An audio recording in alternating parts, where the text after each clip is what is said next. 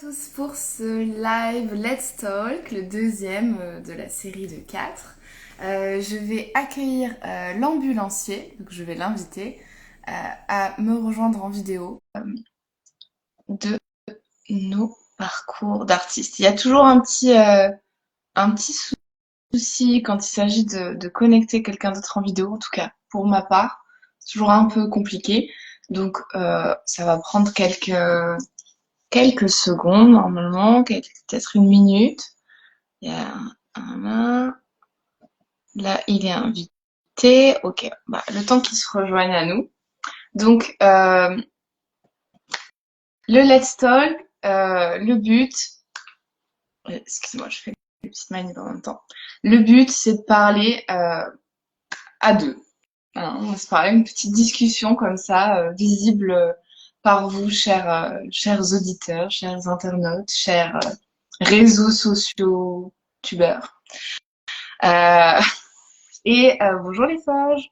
Euh, le but, c'est de parler de nos parcours d'artistes. C'est vraiment de ça dont on va parler dans tous les Let's Talk. Et aujourd'hui, particulièrement, on va vous parler des coulisses. On va partager, en fait, avec l'ambulancier nos coulisses personnelles. Je vais essayer de l'inviter. Il y a un petit souci encore technique. Hop. Toujours un peu compliqué pour lancer cette vidéo. Hello, hello. Hello les forges. Donc, le temps que Palem arrive, je continue de vous expliquer le principe. Donc, on va parler de nos vies d'artistes, en gros, hein, des coulisses, et particulièrement des coulisses aujourd'hui avec Palem qui s'occupe qui s'occupe n'importe quoi, ça y est, je dis n'importe quoi, qui est le lead du groupe L'Ambulancier. Voilà, si j'arrive à l'inviter en vidéo, c'est pas possible. L'avantage du coup avec Palem, c'est qu'on se connaît vraiment pas beaucoup et c'est trop cool du coup de pouvoir parler parce que les questions que on va se poser mutuellement, parce que c'est un interview croisé, on va vraiment se les poser en fait. Ce sera pas du fake.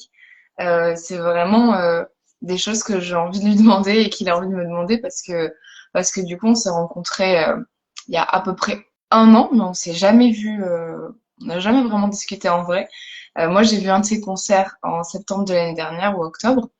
Il m'a été présenté par Yann, un, un, un responsable presse que je connais, et, euh, et voilà avec qui il travaille. Et voilà, on a cette personne en commun. Et on a un petit peu discuté comme ça par message. Et, euh, et voilà, je crois qu'il arrive à se connecter. Roulement de Coucou! tambour, attention. Ah, voilà. Bon, je pense que j'ai réussi à présenter un petit peu le principe Ouais, de ce qu'on va faire et comment on s'est rencontrés. Et ben, je suis super contente de t'accueillir, de te réaccueillir allez, ici. c'est reparti. Ouais, c'est reparti là, on est chaud là.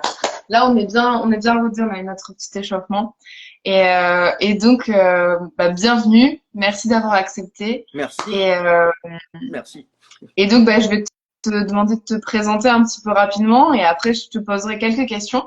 Et après, ce sera à toi de me poser quelques Bien sûr. questions. Voilà, on sera sur le principe de l'interview croisée. Voilà. Ok.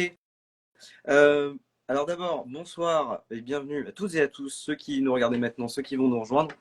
Ça, c'était mon petit côté speaker comme ça. J'espère vraiment que la technique va suivre. Voilà, private joke pour ceux et celles qui étaient là juste avant avec nous. Merci à toi, Lucie, de lancer ces Let's Talk et puis d'avoir pensé à une rencontre entre nous deux comme ça devant tout le monde sur Instagram. J'aime bien être très dans l'exagération. Et puis surtout, je cale un petit truc. Bravo à toi pour ton crowdfunding récent, pour cette belle réussite. Franchement, c'est très inspirant. Merci. Alors, je vais me présenter, me représenter pour les gens qui n'étaient peut-être pas là tout à l'heure ou les deux du fond qui ne suivaient pas. Euh, je m'appelle l'ambulancier. Dans le civil, je m'appelle Palem Candilier, mais là, la raison pour laquelle on se rencontre aujourd'hui par cette voie-là, c'est pour parler de nos parcours d'artistes. Et moi, en tout cas, moi, dans cette perspective de ce parcours, enfin de ce projet de créa, de compo, qui est vraiment ce qui compte le plus pour moi parmi tous mes projets. Et pour essayer de situer pour les gens, je fais du rock électro en français. Voilà, donc très composite avec toutes les influences, et je tiens beaucoup au côté francophone parce que c'est vraiment un aspect pour moi de l'écriture, du fait d'écrire des chansons qui est devenu de plus en plus important. Bon, peut-être qu'on en parlera un peu plus tard. Voilà, mon imaginaire. J'ai un imaginaire qui est quelque part situé entre John Carpenter, les Tortues Ninja et Alain Souchon. Ça a l'air très très bizarre comme ça, mais je vous assure que ça existe. C'est large. J'en suis la preuve. J'en suis la preuve. Et voilà voilà là où je me situe. J'espère que ça donnera aux gens l'envie de découvrir ça. J'ai sorti un premier EP, donc un maxi 5 titres, en 2021. C'était le coup d'envoi. Et puis mon album sort à l'automne prochain. Donc là, j'ai un grand chemin d'1 an qui m'attend, pendant lequel il va se passer plein de choses, en fait, pour préparer la sortie de cet album. Ok. Voilà. Une traversée du désert qui sera pas désertique, j'imagine. Ouais. Voilà. Ouais, c'est même pas une traversée du désert, mais c'est peut-être une traversée de la frustration extrême. C'est peut-être Je plutôt vois ça très qui bien est. ce que tu veux dire. C'est ça le risque, c'est la patience, c'est le fait qu'on a envie de montrer ce qu'on vient de faire, parce que je viens vraiment de terminer cet album. Il est en train d'être masterisé, il fera 10 titres. Ça a été un travail de longue haleine lui aussi, au moins 1 an en fait. Pas mis bout à bout, mais 1 an d'attente, de pause, de séances d'enregistrement, de séances de mixage. C'est un rythme vraiment particulier qui est pas si évident en fait, et que j'ai appris parce que c'est aussi mon premier vrai album qui va sortir.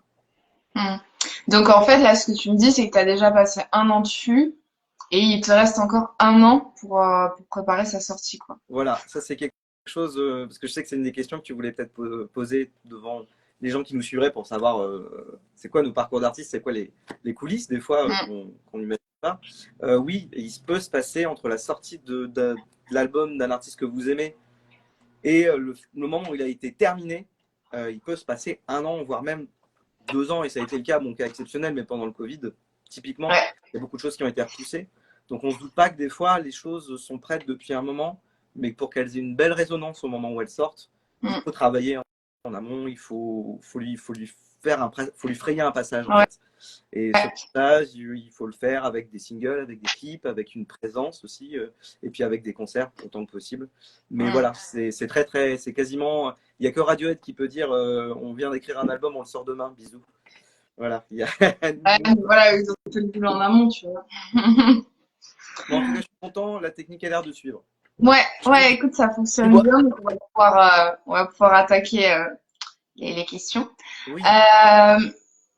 Donc, tu m'as dit, quand on s'est préparé, j'ai raconté aux gens qui sont là qu'on se connaissait pas beaucoup. Donc, on s'est préparé, on a un peu échangé avant l'interview. Donc, tu m'as dit que tu étais autodidacte, que tu faisais la musique depuis tes 19 ans. Et donc, tu avais eu plusieurs projets super intéressants et tout ça, et que tu faisais un projet aussi de reprise à côté de l'ambulancier. Déjà, première question, est-ce que tu as un lien, tu as déjà été ambulancier ou c'est un délire comme ça? C'est marrant, il y a des gens qui tissent. Il m'est arrivé, je jouais en Bourgogne l'année dernière. Il y a des gens qui avaient carrément une théorie sur moi. Euh,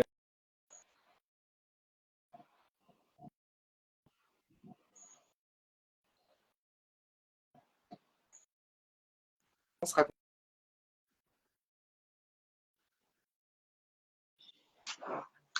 Oh non, ça bug. ça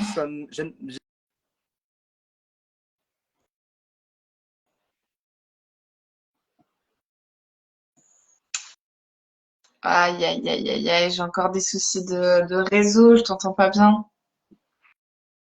C'est terrible. Sinon, tu réponds comme ça ou comme ça à mes questions, tu vois. Non, non, c'est une blague. Mais ça a rebugué un peu. Ouais. ça mouline, ça mouline. Lucie, tu es encore avec nous?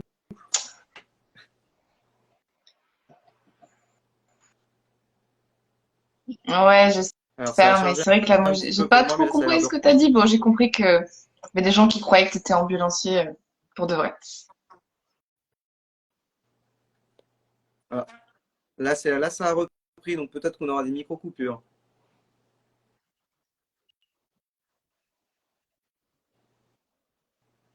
J'espère que ça va tenir encore.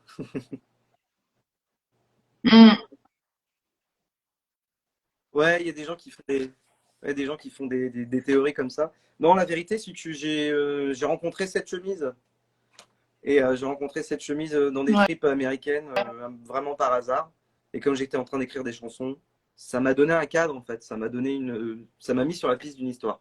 Ça m'a mis sur la piste d'un personnage. Aussi comment dire, silhouette, enfin figurant d'arrière-plan dans un film américain catastrophe. Hmm. Et ça m'amusait aussi d'être ça. Et puis voilà, après on peut échafauder plein de théories, mais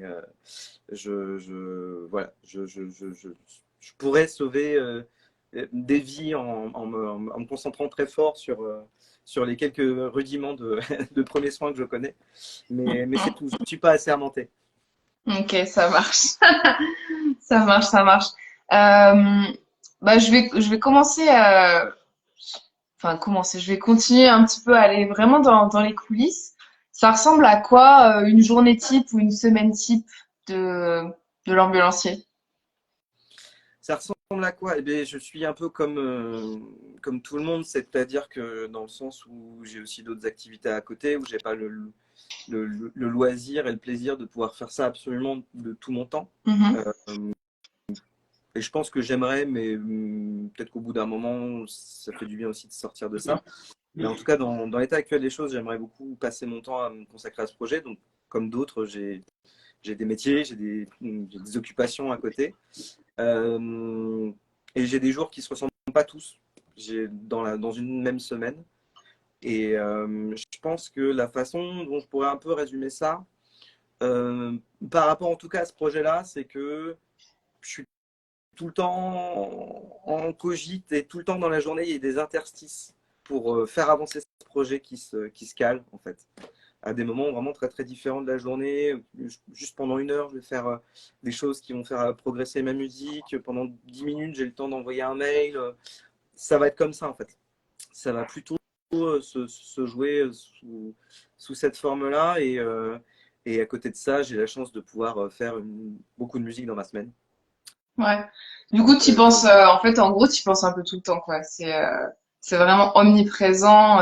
Dès que tu peux, c'est ce que tu disais là.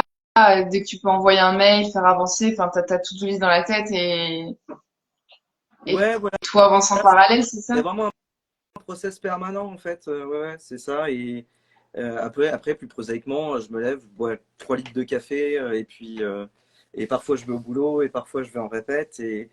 Mais l'ambulancier se cale partout dans la journée parce que tout me nourrit en fait. Je fais en sorte quand même qu'il y ait pas mal de choses qui convergent vers ce projet-là pour le nourrir et pour lui donner des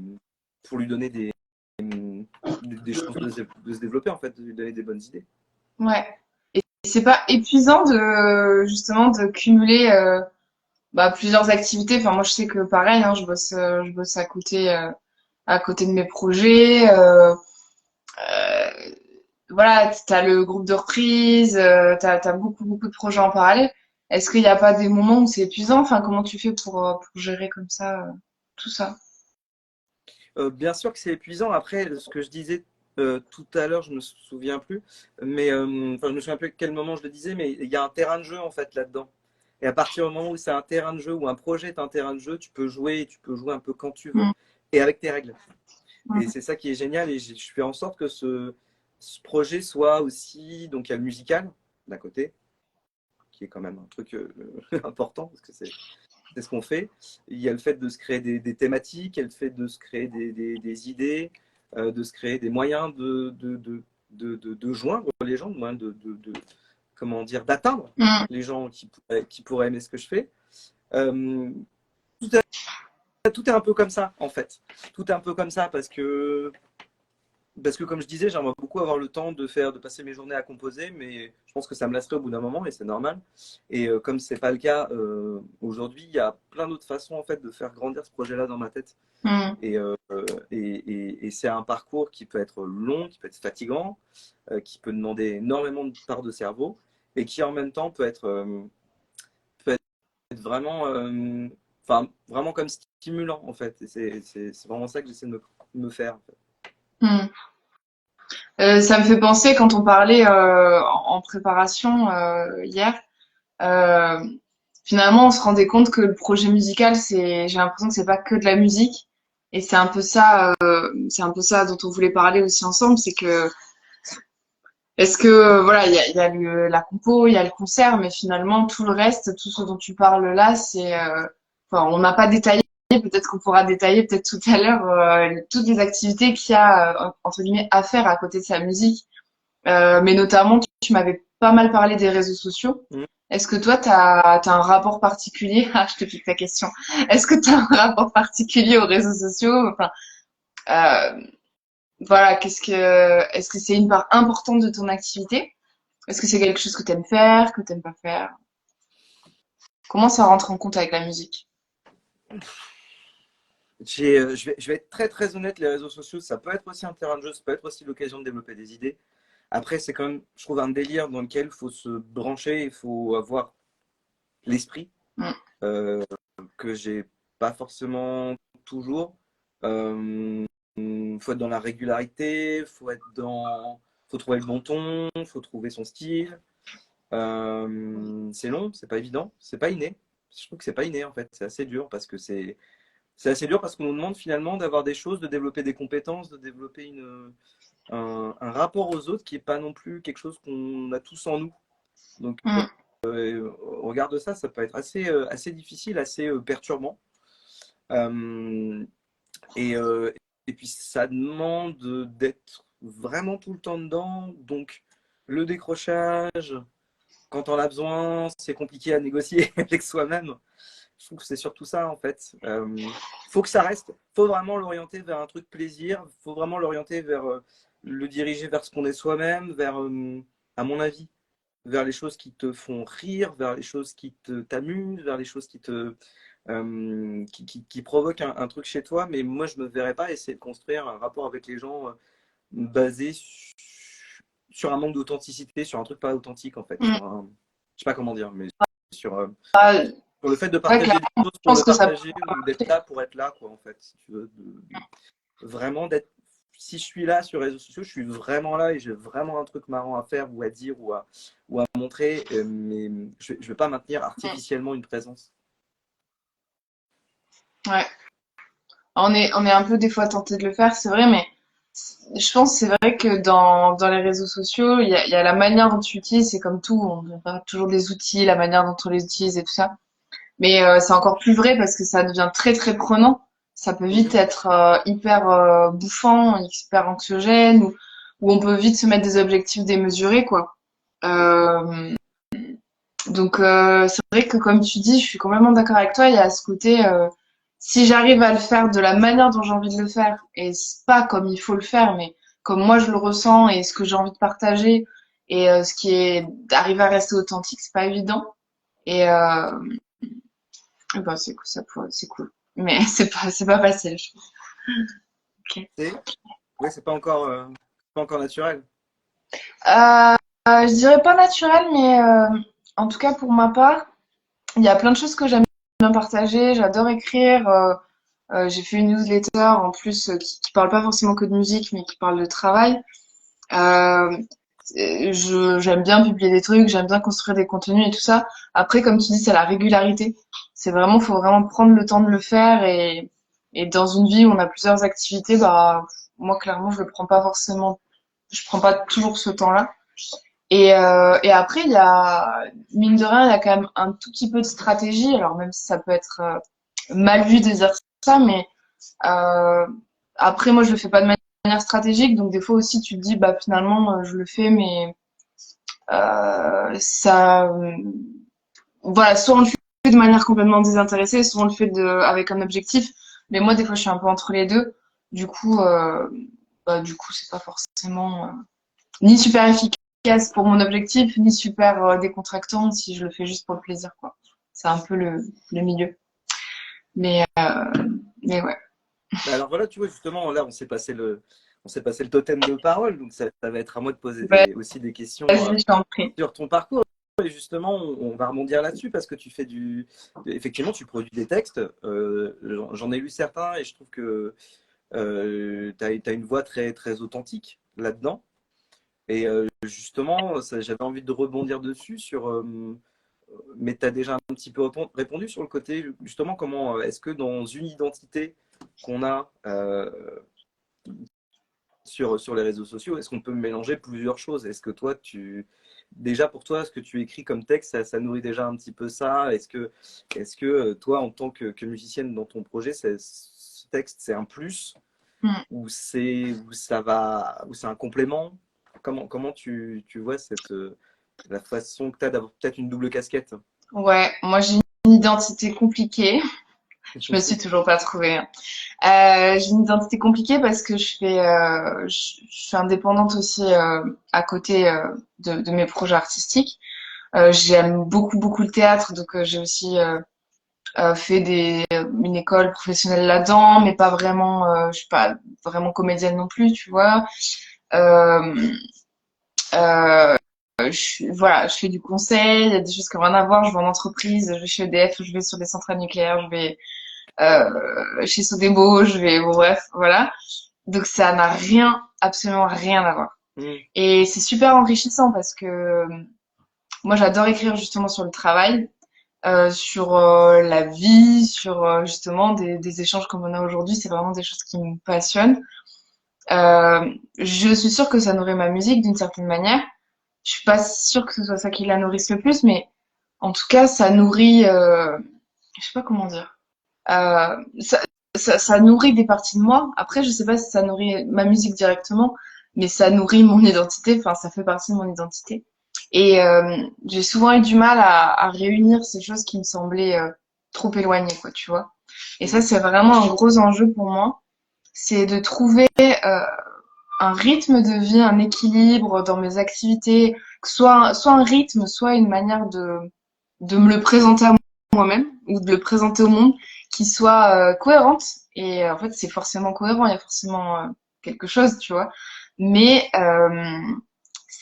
ça a tellement pas été clair pour moi pendant des années. Je me suis tellement dit que le conseil, ça avait rien à voir avec la musique, qu'il y avait rien à voir avec l'écriture du newsletter sur le travail, et voilà.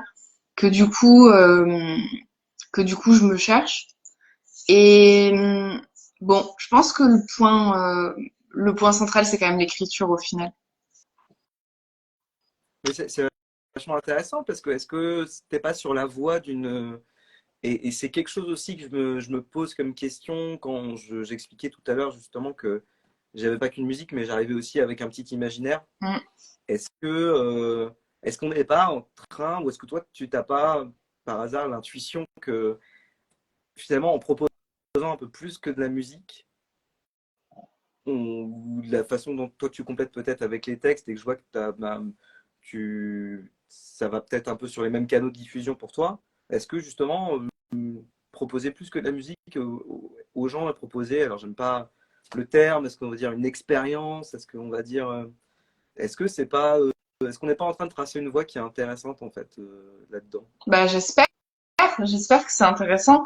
Mais je pense que j'ai du mal à assumer vraiment la casquette d'artiste, tu vois. La personne qui est là, les paillettes, ça brille, c'est super, hein, mais en fait, ça, c'est 5 minutes, tu vois, c'est 5% de notre vie. Mm. Euh, j'ai envie d'embarquer les gens dans ce qui me fait du bien. Ce qui me fait du bien, c'est composer, c'est chanter, c'est rencontrer des gens, c'est aller à un cours d'impro, c'est que ce soit moi qui le propose ou que ce soit d'autres gens. Je pense que l'art m'apporte beaucoup dans la vie, que ce soit la musique ou d'autres arts. Et c'est indispensable et je m'en suis encore rendu compte cette année où j'en ai pas fait beaucoup, où j'avais mon projet d'EP qui bouillonnait sous la marmite et je faisais complètement autre chose et je me sentais super mal.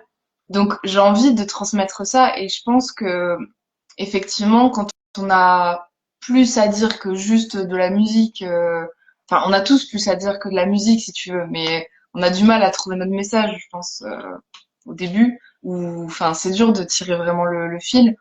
Moi, je pense que, voilà, mon message, il se clarifie, et c'est que j'ai vraiment envie de partager des moments artistiques avec les gens, peu importe le niveau de la personne qui le fait, le niveau de qualité qu'on va se fixer, ou j'ai envie qu'on passe un moment ensemble, j'ai envie qu'on crée des choses, que les gens ils se permettent aussi de rêver et de faire par eux-mêmes, tu vois. Donc comme tu dis, il y a tout ce qui va aller autour de la musique et moi j'ai envie que ce qui aille autour de la musique ce soit de plus en plus des ateliers, des euh, des moments d'échange, des moments de partage. Bon, on essaie de le faire en ligne, mais c'est encore plus fort quand c'est en vrai, quoi. Et j'aimerais beaucoup aller dans cette euh, filière-là, quoi. Enfin, je sais pas comment dire. C'est pas une filière, mais dans cette branche-là, je trouve que c'est super intéressant.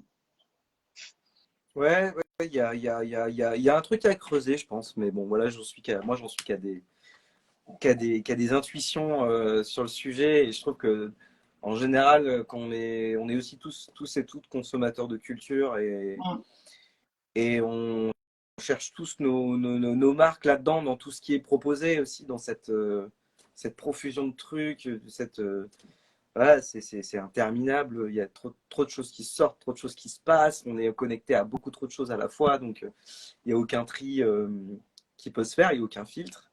Et, mais voilà, moi, je me pose la question de si on n'est pas en train de aussi d'être un peu dans le transmédia, quoi. Je vois qu'il y a des gens qui participent, tu vois, peut-être Ouais, le on a texte. un commentaire. Alors attends, je vais le lire.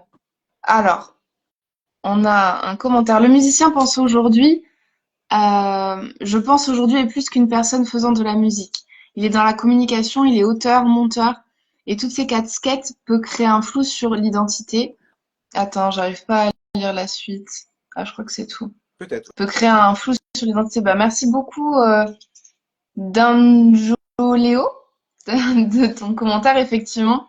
On l'a abordé peut-être un tout petit peu au début, mais c'est vrai que ces multiples casquettes, c'est super, enfin, je sais pas ce que t'en penses, hein, toi, mais je trouve que c'est assez compliqué à gérer. Moi, j'adore.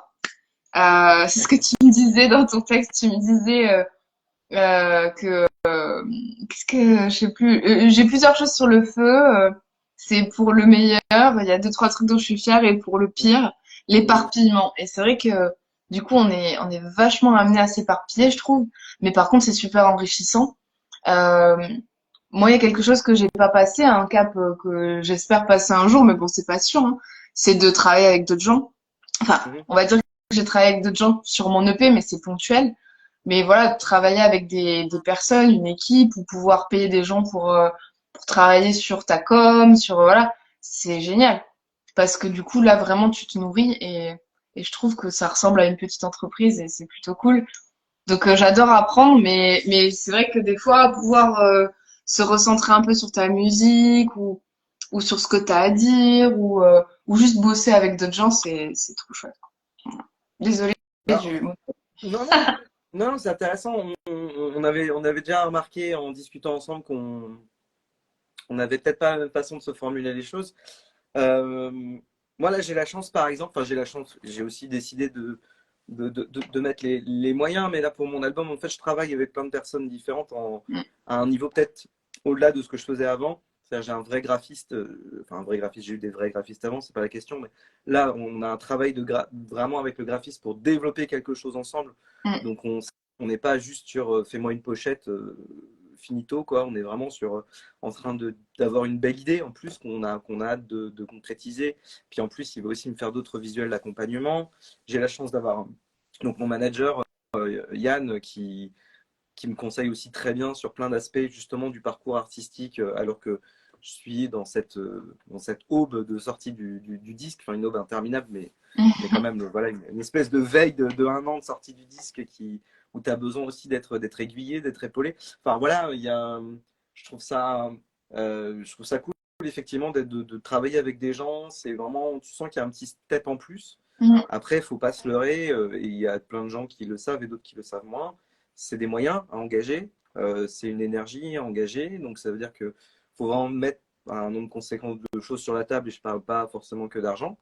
Et parce que tu sens que c'est aussi parce qu'il faut le faire, parce que tu sens que c'est le moment de le faire et parce que c'est nécessaire de le faire. En fait. Mm. Et c'est vrai qu'il y a des moments où il faut vraiment y aller, il faut bosser avec d'autres personnes parce que le fait de se former, d'avoir plusieurs casquettes, pour répondre aux commentaires de notre camarade plus haut, tu peux pas tout avoir en fait malheureusement, tu peux pas réussir à, à endosser tous les rôles. Moi, je connais mes limites. Mm. Je connais mes limites. Je suis pas graphiste, par exemple. Je suis un community manager modeste et il y a d'autres choses sur lesquelles je suis un peu limité. Je m'y connais peut-être pas assez en droit voisin, enfin en édition, etc. Donc des choses comme ça. Donc je reconnais aussi mes limites. J'ai la chance d'avoir des petites casquettes. Je sais être monteur, je sais être un peu réalisateur. J'ai une vision d'ensemble de mon imaginaire et de ce que je veux et de ce que je veux pas j'ai déjà eu une chance parce que je pourrais pas patauger et j'ai pataugé pendant 10 ou 15 ans avec des projets antérieurs. Là maintenant, j'ai un peu plus de vision et je sais un petit peu plus comment la mettre en pratique, mais ça n'empêche pas qu'il faut à un moment donné vraiment bosser avec des gens et leur donner vraiment les clés de ton projet sur des aspects parce que c'est aussi un peu c'est un saut dans le vide. C'est un leap of faith quoi, de dire tiens, fais-moi mon visuel, parce que le visuel, ça va être 50% presque de la réussite de ta sortie, ou en tout cas de ton rayonnement. Donc c'est pas évident. C'est pas évident, mais c'est un. Enfin, en tout cas, tu m'avais dit que tu avais bossé avec des gens à une échelle peut-être un peu plus modeste pour l'instant. C'est quelque chose que je te souhaite, hein, Mm. d'avoir les largesses pour pouvoir Mm. être accompagné en fait, et vraiment Ouais, ah, donner ça, ce vraiment serait. des. S'il y a des gens qui veulent m'accompagner, tac, tac, tac, c'est ici que ça se passe. On sait jamais. Ouais. Ouais, mais carrément. Mais moi, j'ai découvert, vu que c'est mon premier EP, on en parlait tout à l'heure, il a été enregistré l'année dernière, en octobre. Il est masterisé, il est prêt, genre depuis novembre dernier. Seulement, bah, le temps déjà de le digérer, de Mm. moi-même, tu vois, l'assumer. Il y a un truc, des fois, c'est bizarre. Je sais pas toi, si ça te fait ça, mais des fois, quand tu t'écoutes, t'es là, ouais, ou quand tu réécoutes, tu sais pas, t'es plutôt plus trop sûr de toi. Donc ça, et puis au début, moi, j'ai fait des visuels, je me suis dit, ah, c'est cool, je fais un montage, ah ouais, c'est fun et tout. J'ai vu la réaction des gens autour de moi, j'ai fait, bon, ben, apparemment, ça marche pas.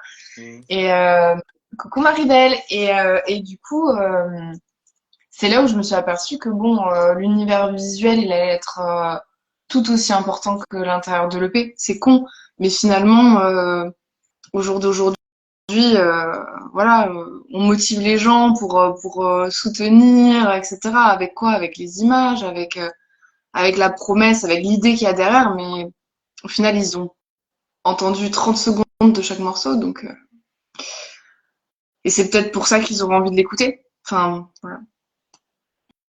Donc c'est hyper important, ouais. Et ça, je m'en rendais pas compte autant que ça, tu vois. Mais il y a plein de choses qu'on apprend sur le tas, en fait. C'est ça aussi que. Alors, il y a peut-être il y a sans doute plein de métiers qui sont comme ça, mais ce métier-là, vraiment, tu prends beaucoup de murs avant de prendre conscience d'un certain nombre de choses, en fait. Je Mm. trouve que tu prends beaucoup de murs, c'est pas forcément toujours facile. Tu peux en tirer des enseignements vraiment importants, mais c'est pas forcément toujours facile, quoi, en fait. Et c'est beaucoup c'est beaucoup comme ça qu'on effectivement que tu apprends. Moi, comme je disais, j'ai eu des expériences passées, j'ai eu un groupe pendant 10 ans avant. Je pense que j'ai fait plein de trucs super avec, mais je pense que ça coche toutes les cases des choses qu'il fallait pas faire, surtout en termes d'accompagner une sortie. C'est-à-dire que là, typiquement, je faisais exactement ce qu'on racontait tout à l'heure. C'est enregistrer et puis sortir le truc tout de Mm. suite, sans préparation, sans rien. Mm. Et ça prend du temps en fait à réaliser que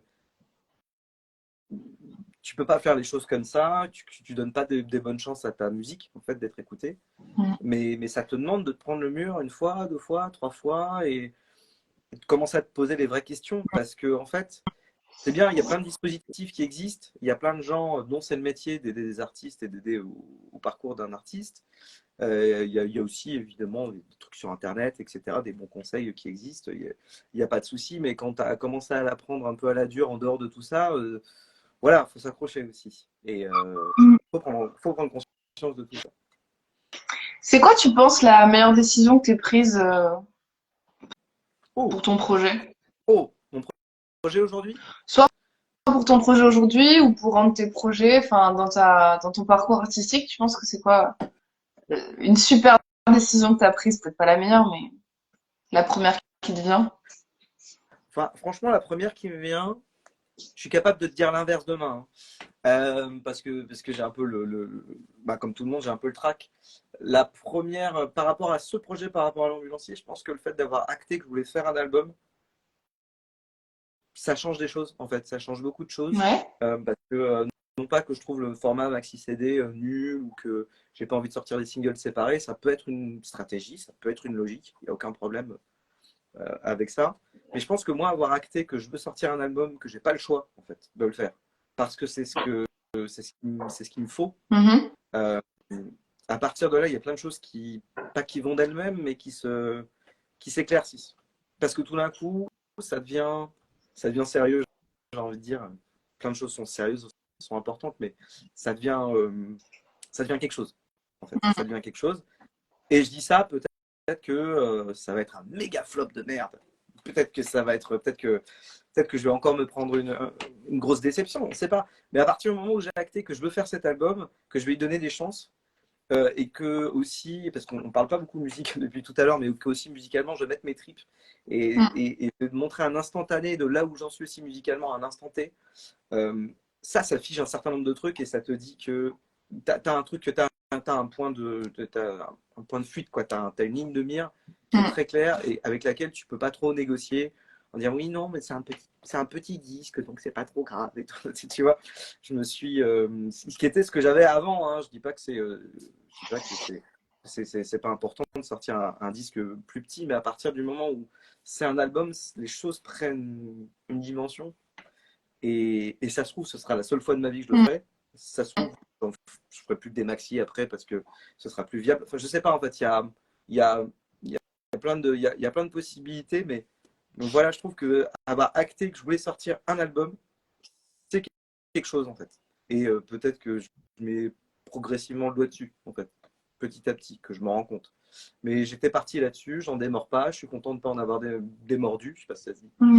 Et, et voilà, et pour ce qui est juste entre parenthèses de ma carrière à titre perso, enfin, en général, une bonne décision, bah, justement une bonne décision, mais qui a été déchirante, ça a été d'arrêter mon groupe précédent en me disant que ça avait apporté peut-être tout ce que ça avait apporté dans ma vie et qui fait que je tourne la page. Et ça, c'est hyper dur en fait.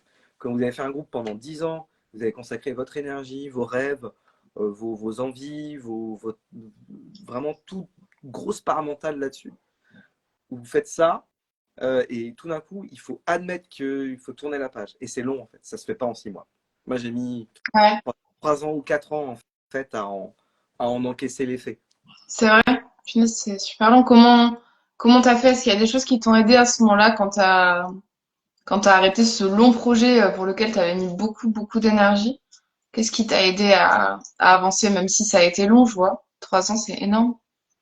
Bah, 3 ans pendant lesquels j'ai continué à produire de la musique dans mon Ouais, coin. Donc, en fait, c'est peut-être le bien sûr, truc mais qui il y me. a une cicatrice, quoi. Enfin, quelque chose. Il y a Ben qui dit de l'alcool, mais c'est ta Non, bonne ça, cigarette. l'alcool, ça, oui. Et je rajouterais même l'alcool de concert. C'est encore meilleur en fait. Ouais. On s'est partagé. Euh, L'alcool des stages. Bon, on vous invitera la prochaine fois, promis. mais non, mais en fait, c'est pas si, enfin, c'est pas si idiot. Un truc qui m'a aidé à tenir, c'est que j'ai monté un groupe de reprise en fait pendant ce temps-là. Et j'ai pas perdu pied avec la scène. Hmm. Ça, c'est, et je m'attendais pas du tout à faire de la reprise à ce niveau qui est aujourd'hui où le groupe est en train de se professionnaliser en fait. Je m'attendais pas à ça. Hmm. Et ça m'a aidé, mine de rien, à garder un pied sur scène parce que sinon la scène elle dépendait intégralement des projets de compo que j'avais.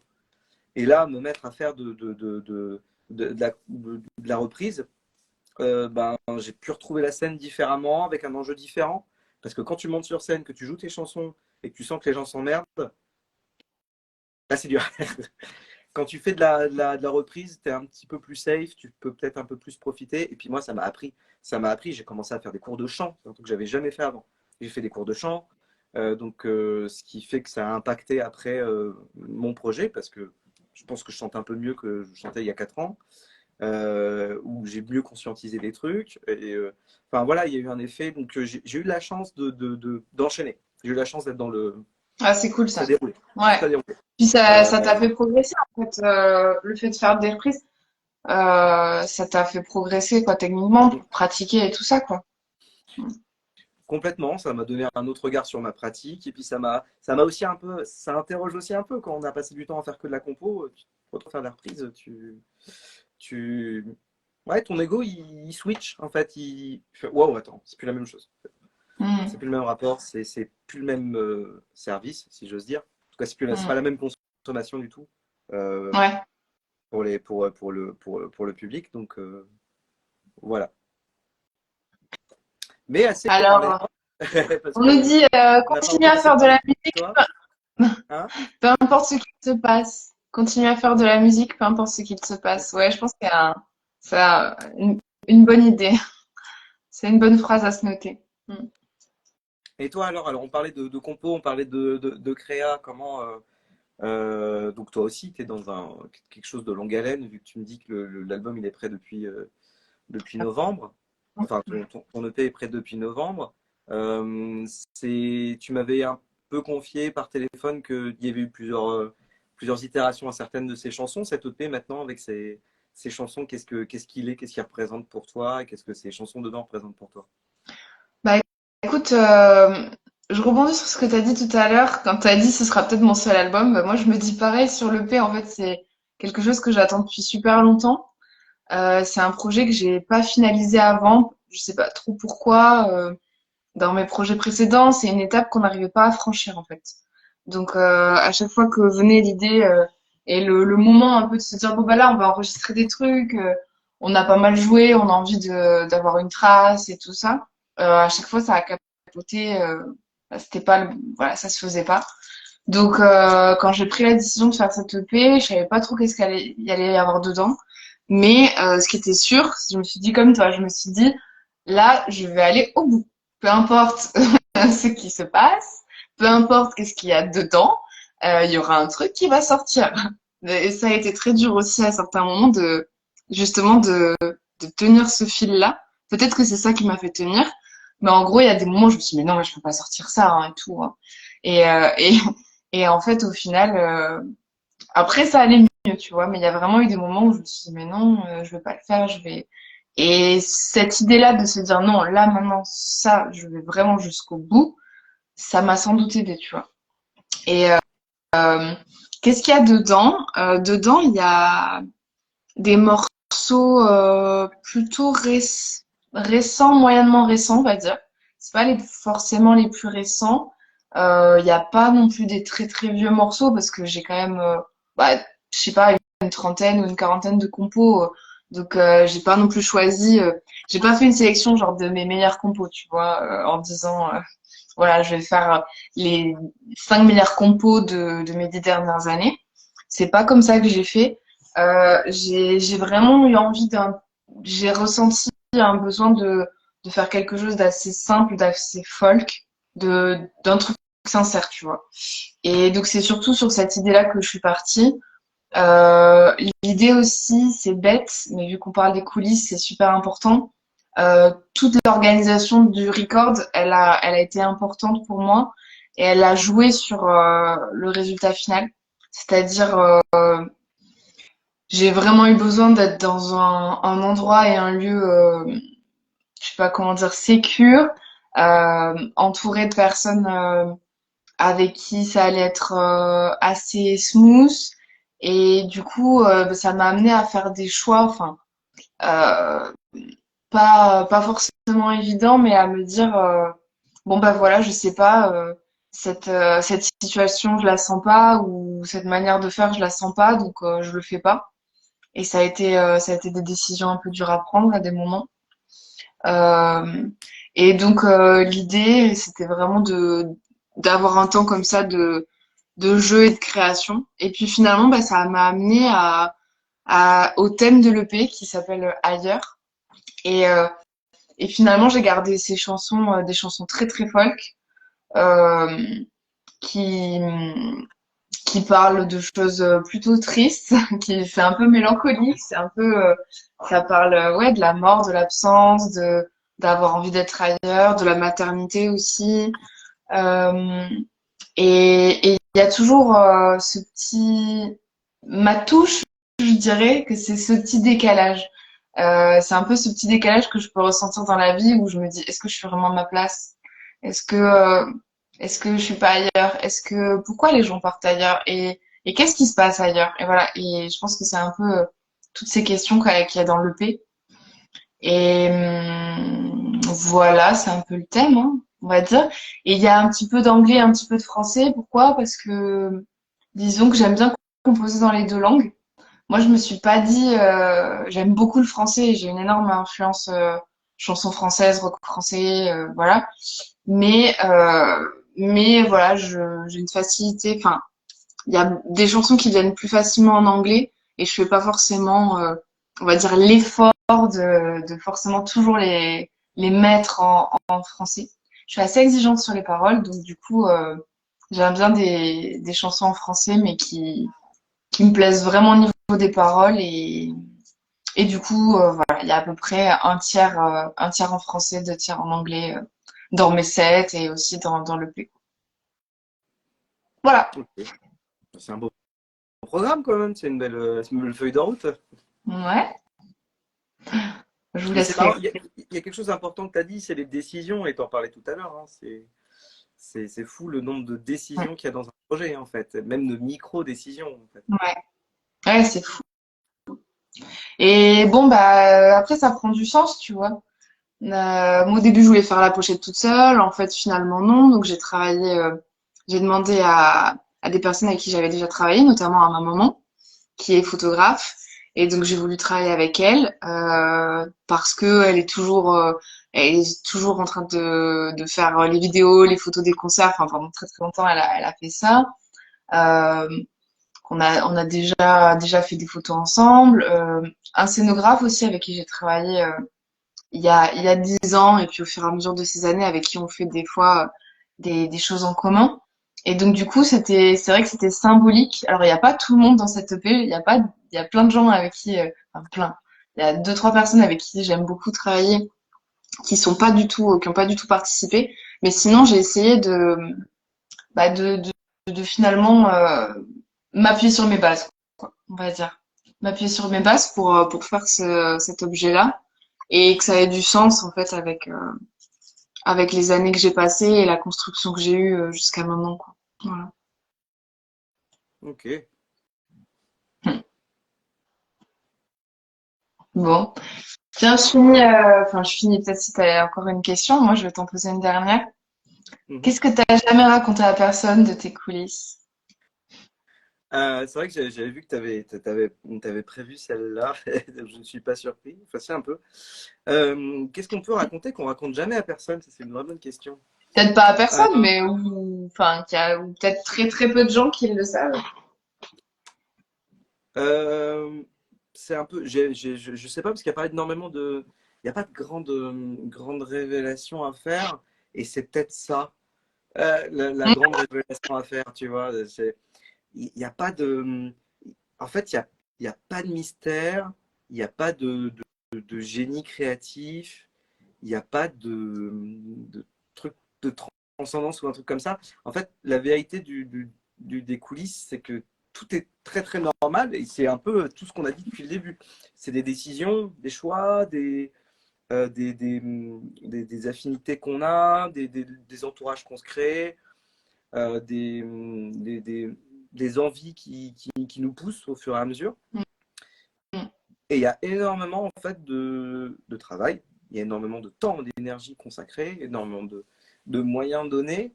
Je pense pas que les gens le savent pas, je pense ils en ont une petite idée, ils l'estiment, mais c'est vrai que c'est assez, comment dire, ça peut être perturbant à quel point c'est beaucoup ouais, voilà, beaucoup d'acharnement, Mm. beaucoup beaucoup, quelque chose qui relève un peu du combat quotidien Mm. et où rien n'est, enfin, où tout est normal et rien ne l'est à la fois, c'est-à-dire que c'est absolument C'est normal d'envoyer des mails, c'est normal de faire un certain nombre de choses qu'on fait autour de ce projet. Et en même temps, on le fait tout le temps, ça s'arrête jamais. On n'a pas d'heure, on n'a pas d'horaire, on n'a pas de week-end, vraiment, parfois, en fait. C'est un choix qu'on a fait, je pense. Mais en même temps, tout est la vie est vraiment très, très. Elle est à la fois pas. Enfin, comment dire, pas. Elle est à la fois extraordinaire, elle n'est pas du tout. C'est-à-dire qu'on fait des choses qui. Il n'y a pas de sex, drugs and rock'n'roll, en fait. De très loin, c'est absolument impossible à faire comme rythme parce que ça ne mène nulle part. Et puis c'est pas comme T'as ça peut-être qu'il faut déjà le faire. essayé. Euh, non, parce que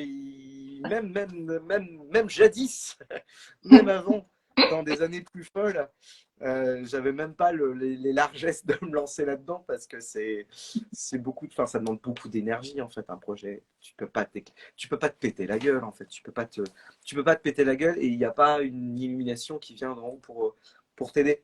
Donc voilà, c'est un truc, c'est un, ouais, c'est une horloge permanente. C'est un truc permanent. Je me souviens j'avais rencontré Olivier Bas, qui était l'ancien directeur du studio des variétés, euh, qui nous disait en stage d'écriture, euh, en fait, les gens qui font pas ce que vous faites, c'est-à-dire écrire des chansons, c'est un peu compliqué pour eux parce que vous travaillez tout le temps. En fait, vous couchez, vous vous douchez, vous faites n'importe quoi dans votre vie, ça va nourrir votre imaginaire, ça va nourrir vos thèmes, ça va nourrir vos textes, ça va vous créer des images, ça va vous créer de la poésie quelque part. Mm. Et au regard de ça, en fait, c'est autre chose, en fait. Et voilà. Je sais pas comment le dire autrement, je sais pas comment le transmettre aux gens autrement, ce côté de ça s'arrête jamais, ça demande tout le temps toute son attention, toutes ses envies, qu'on peut même faire des fois des croix sur des choses à côté pour que ça existe. Euh, mais qu'en même temps, on l'a aussi voulu et que finalement, nos quotidiens sont pas si dingues. Voilà, il n'y a pas de, voilà, comme je dis, il n'y a pas la muse qui vient, qui apparaît, et qui te touche. Il n'y a pas des groupies et de la cocaïne qui attendent. Il n'y a pas de, voilà, c'est très pragmatique en fait. C'est très bizarre. C'est de l'extraordinaire pragmatique ou du pragmatique Mm. extraordinaire. Je sais pas. Mhm. J'ai l'impression qu'au fond, on est des gens très sérieux, en fait. Mais ça, les gens, ils veulent pas trop le. Oui, l'artiste, dans l'imaginaire collectif, l'artiste est un peu bohémien, tu sais, comme ça. Genre, il s'en fout de l'argent, il s'en fout de ci, il picole, ou j'en sais rien, il y a un gros cliché comme ça. Et moi, je suis pas du tout comme ça, c'est très très drôle. J'ai Bah, c'est un l'impression que peu ce toi, pas que tu, trop non plus. ouais, c'est un peu ce que tu disais, sex, drugs, rock'n'roll. Quand on me demandait ça, moi je disais, mais à quel moment j'ai le temps de faire ça? Et je peux pas parce que il me faut de l'énergie en fait. Et c'est vrai que quand tu développes un projet, je pense que, ouais, peut-être c'est ça le truc que les gens estiment pas assez, c'est que derrière tout, les gens un peu déglingués sur scène, à différents niveaux, que ce soit Edith Preto, Zao de Sagazan, puis on peut même aller dans les musiques urbaines et les trucs comme ça, derrière toute personne qui a l'air un peu effectivement sur son nuage ou dans un autre monde, Mm. il y a derrière ça, il y a leur personne du quotidien qui travaille sans relâche pour arriver à ce niveau-là, en fait. Et qui doit passer des fois par des choix très difficiles, qui doit passer par des tournants, qui doit passer par des semaines sans week-end et des choses comme ça. Et c'est passionnant, c'est extrêmement fatigant. On se doute pas, on a l'impression qu'effectivement, ça vient comme ça, et puis ça vient comme ça, et puis l'artiste fait n'importe quoi dans sa chambre d'hôtel. Mais en fait, non, c'est un taf assez fou en fait. C'est un métier. Je connais des potes qui accompagnent Vianney, Mm. je connais des potes qui ont été dans des circuits beaucoup plus scindés, etc. Et quoi qu'il arrive, quand tu veux pousser ton projet pour qu'il arrive jusqu'aux gens, à moins d'un immense coup de chance, il y a un travail derrière qui est incroyable. Et c'est un travail, c'est une épopée qui peut être passionnante aussi. Mais c'est très dur à transmettre, à dire aux gens, ben, aujourd'hui, ma vie rock'n'roll, ça va être d'envoyer 50 mails. Mm. Voilà, Ouais, et il y a un truc que j'avais envie de partager avec toi aussi, si t'as encore bien sûr, 5 minutes. bien sûr. Je pensais à ça, c'est on peut rapprocher, pour moi, hein, je sais pas si t'es d'accord, mais on peut rapprocher un petit peu ce travail dans les coulisses d'un travail entrepreneurial. Mhm. Euh, parce qu'on fait un peu tout, on mène un peu notre barque, etc. Mais je trouve que ce qui est assez enfin, je sais pas si c'est différent, mais en tout cas, ce qui est assez prenant et perturbant dans le travail artistique, c'est que on fait tout ça pour se mettre en avant, enfin, se mettre en avant d'une certaine manière, c'est qu'à la fin, c'est nous qui allons être sur scène. Et, et je sais pas d'où il vient ce désir ou ce besoin finalement d'être vu et entendu comme ça, tu vois. C'est bizarre parce que c'est quelque chose quand même qui est hyper important. Tu pourrais faire de la musique que dans ta chambre, tu vois, mais t'as ce besoin-là. Enfin, je dis tu as, j'ai, et on est plein à l'avoir.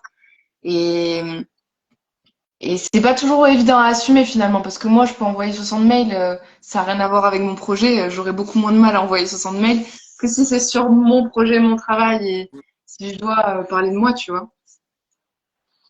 Ouais, ouais, ouais. Et moi, je me souviendrai toujours d'un truc quand j'ai vraiment commencé à faire de la musique de façon un peu sérieuse, on va dire. J'ai fait des scènes tout seul. Enfin, j'ai fait du guitare-voix en fait pendant quelques temps. Je bossais pas mal avec un copain qui s'appelle Pierre-Marie, voilà, qui avait un peu tourné avec son projet. Et lui, il me disait, ouais, jouer devant des gens quand même, c'est pas anodin. Je trouve ça marrant parce qu'effectivement, ça dénote qu'il t'es un peu déglingué quand même. Enfin, faut être un peu déglingué pour le faire ou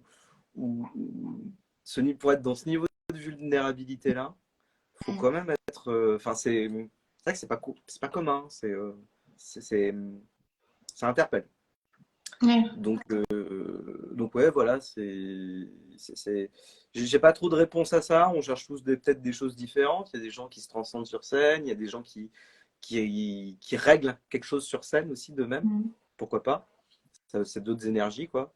Il y a des gens pour qui la scène, c'est un espace de jeu et c'est un peu comme ça que moi je le vois, en fait. Mhm. Je suis sur un terrain de jeu, encore une fois, on revient toujours sur les mêmes trucs, mais je suis dans un truc où il peut se passer plein de choses rigolotes, mais qui demandent quand même du travail pour que ce soit bien fait. Voilà, et puis il y a des gens qui s'en foutent et qui se lancent sur scène, et puis c'est tout. Voilà, c'est très mystérieux. Je sais pas toi comment tu le vis, puis il y a aussi toutes les questions inhérentes de track qui vont avec aussi, quoi. Ouais, je pense que ça dépend des personnalités. Comme tu dis, il doit y avoir plein de raisons. Il y a plein de raisons pour lesquelles on va sur scène, que ce soit de la musique, de la danse, du théâtre ou quoi. Je pense qu'on a tous une raison personnelle et c'est pas mal de la connaître. Mm. Je pense c'est une question très très intéressante à se poser en tant qu'artiste. Pourquoi je fais ça au fond de moi, pourquoi j'en ai besoin ou qu'est-ce que ça m'apporte ou pourquoi je le fais. C'est une question qu'on me posait beaucoup en école de théâtre. Pourquoi je veux faire du théâtre? Pourquoi je fais du théâtre? Et c'est vrai que c'est une question hyper importante. Moi, je pense que sans la scène, j'ai tendance à être trop timide Mm. et, euh, et à pas oser prendre de la place et de moi-même. Et je pense que la scène, elle me permet ça, elle me permet de m'exprimer, parce que sinon, dans la vie, c'est un peu compliqué. Et, et bizarrement, je me rends compte qu'il y a plein de comédiens, plein d'artistes, en fait, qui sont méga timides ou anxieux ou très stressés dans la vie. Et c'est marrant parce que ça empêche pas forcément de jouer ou d'être devant des gens. Enfin, c'est pas le même stress, quoi.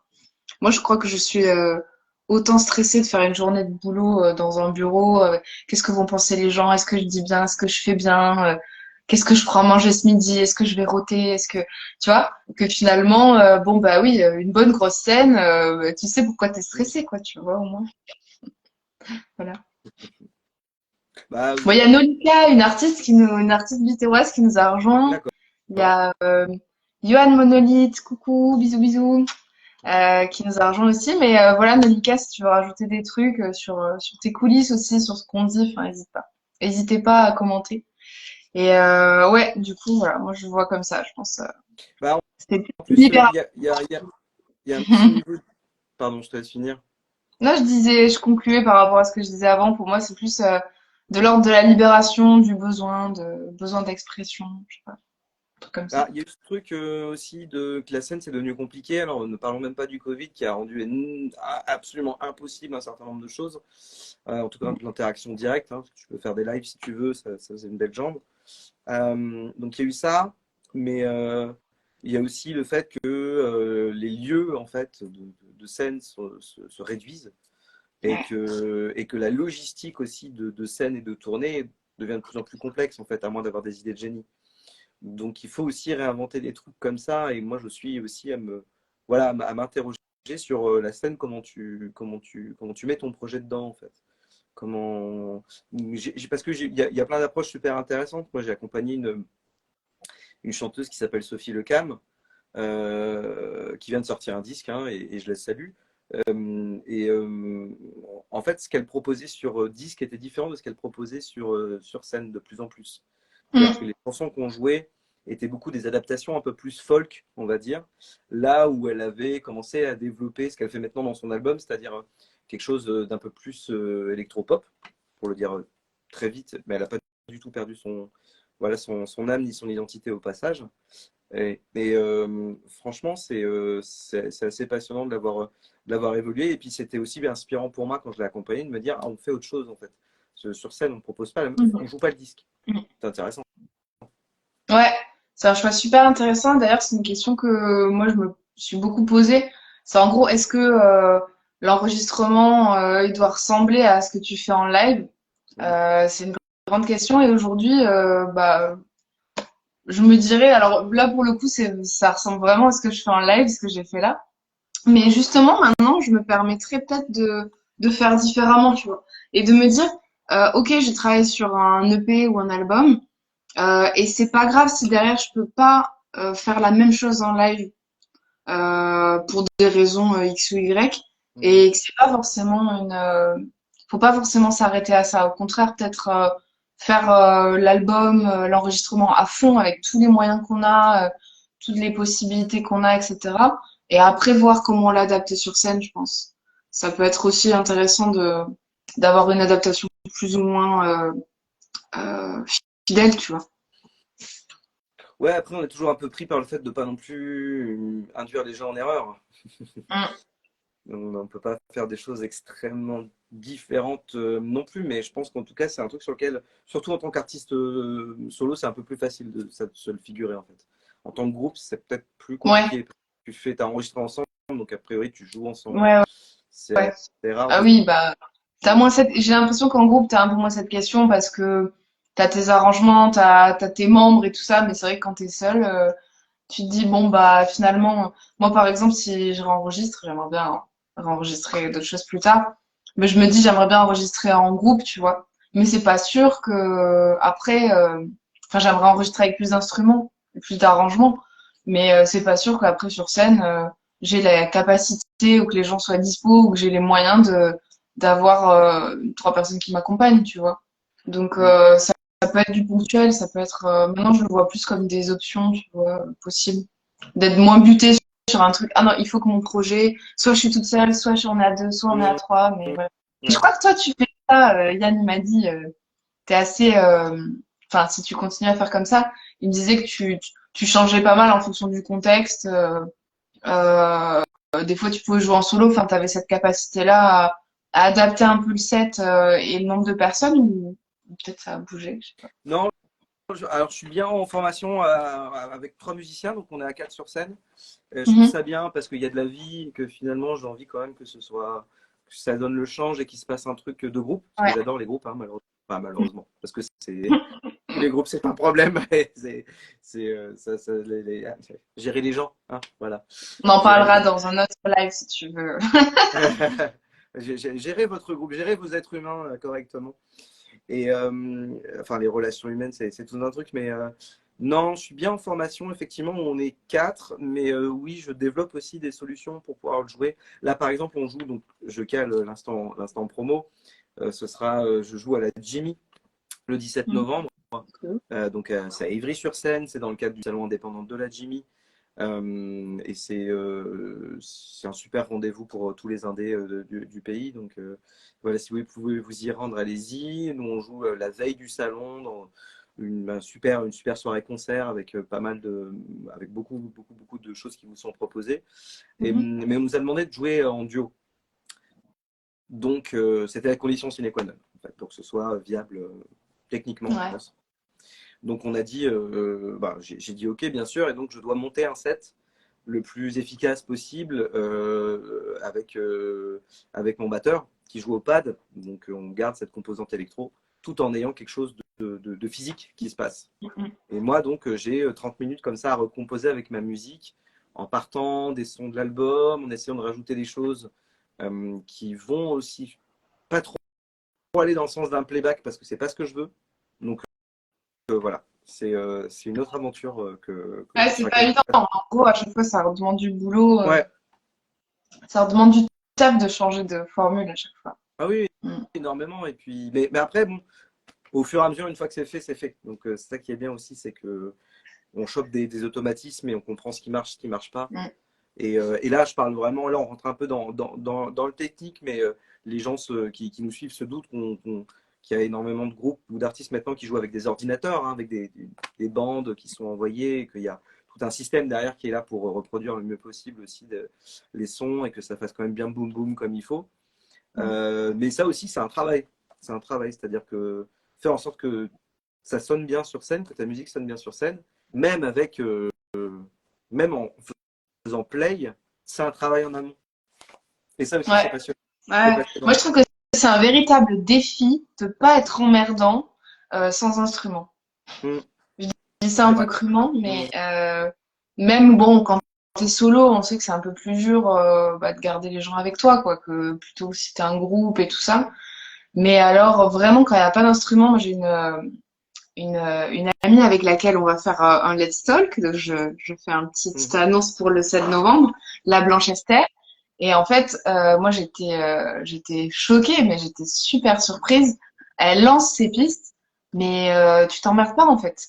Elle joue pas Mm. d'instru sur scène, mais c'est bien et elle l'assume à fond. Et je me rappelle plus le nom de l'artiste, je te retrouverai ça.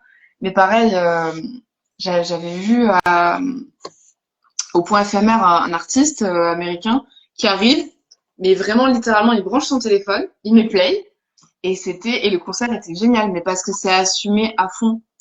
Et ça, je trouve ça extraordinaire et enfin, c'est pas évident, mais il faut en avoir conscience quoi. Je pense que quand t'es artiste, tu te dis bon, là, enfin moi en tout cas, j'aime beaucoup les instruments en live quoi, donc j'ai du mal quand ça devient un peu inactif. Ça fait réfléchir hein, sur qu'est-ce qui est vrai, qu'est-ce qui est faux de ce qu'on fait sur scène et qu'est-ce qui compte en fait finalement et qu'est-ce qui marche. À chacun sa voix là-dessus. Moi, j'explore encore des trucs. Et Mm. le fait que je sois surtout avec des musiciens sur scène montre que j'ai pas encore tout à fait lâché l'idée de faire du rock. Mais, euh, mais ça me titille aussi de savoir comment. Je pense que les artistes où il y a quasiment pas d'instruments sur scène, ça se compense autrement. Ça se compense avec un light show, donc un jeu de lumière qui a été pensé. Ça peut être des projections vidéo aussi. Ça peut être avoir beaucoup bossé, scénarisé Ouais, au studio des variétés.